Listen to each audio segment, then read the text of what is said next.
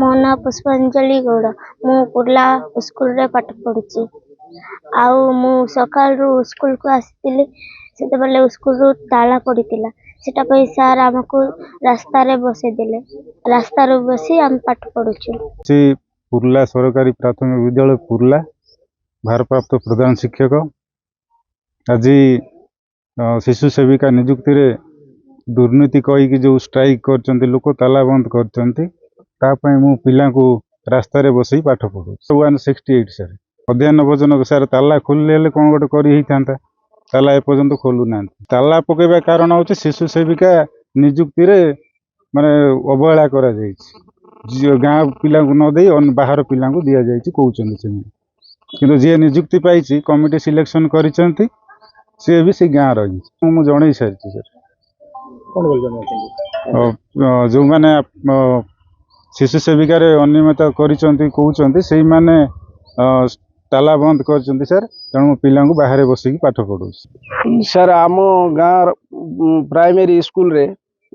शिशु सेविका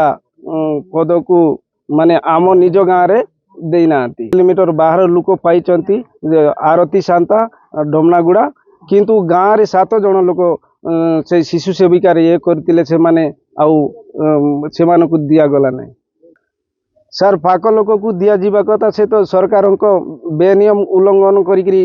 माने सरकार कथा को बेमाइन करी एते दूर लोक को देवा कथा सीटा तो नो सर गोटे असहाय लोक को देवा कथा एबे वर्तमान पिला बाहर रही जेते बेले पर्यंत आम स्कूल रो सही कथाटा माने डिसाइड न हो से पर्यंत स्कूल बंद रही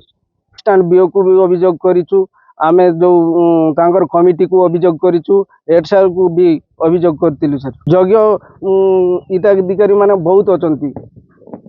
सेति मध्यरु 6 जन माने 6 जन पकईतिले से माने पाई नांती